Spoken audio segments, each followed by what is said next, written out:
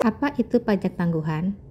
Bila dilihat dari aspek perpajakan, pajak tangguhan adalah beban pajak atau deferred tax expense atau manfaat pajak atau deferred tax income yang dapat memberikan pengaruh menambah atau mengurangi beban pajak tahun yang bersangkutan.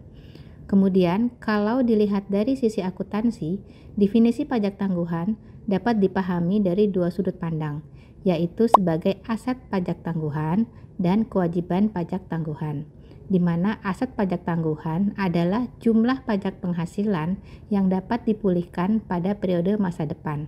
Sedangkan kewajiban pajak tangguhan adalah jumlah pajak penghasilan terhutang pada periode masa depan sebagai akibat perbedaan temporer kena pajak. Konsep dasar pajak tangguhan. Dalam menghitung beban pajak yang harus dibayar pada akhir tahun, biasanya wajib pajak menggunakan pendekatan akuntansi komersial, mulai dari pengakuan unsur pendapatan, pengakuan beban yang dijadikan pengurang, metode penyusutan untuk menentukan beban penyusutan aset, pengakuan nilai sisa aset, dan penerapan jangka waktu untuk penyusutan hingga penetapan besaran penyisihan atau biaya cadangan. Namun, untuk pelaporan SPT tahunan, menggunakan perhitungan laporan keuangan fiskal di mana berbeda dengan ketentuan yang digunakan dalam pendekatan menurut akuntansi komersial. Jika laba akuntansi lebih besar daripada laba pajak, maka akan terbentuk kewajiban pajak tangguhan. Sebaliknya, bila laba akuntansi lebih kecil daripada laba pajak, maka akan terbentuk aset pajak tangguhan. Manfaat pajak tangguhan. Perlakuan secara akuntansi untuk pajak yang ditangguhkan terdiri dari 4 kegiatan.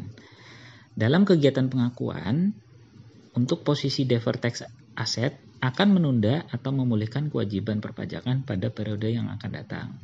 Dalam posisi deferred tax liability akan menambah kewajiban perpajakan di masa depan atau perusahaan harus mengakui adanya beban pajak tangguhan.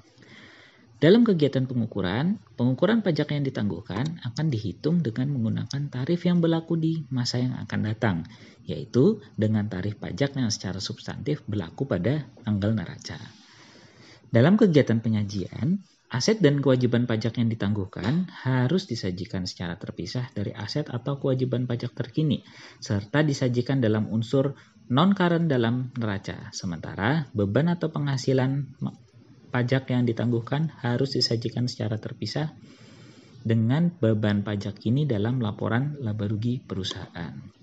Sementara dalam pengungkapan, pajak yang ditangguhkan harus diungkapkan dalam catatan atas laporan keuangan.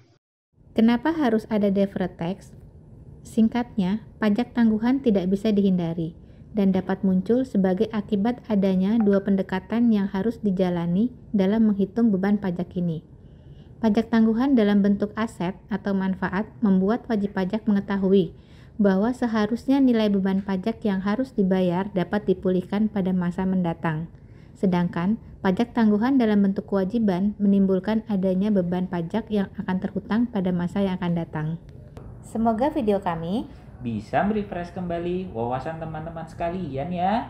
Sampai jumpa lagi. Terima kasih.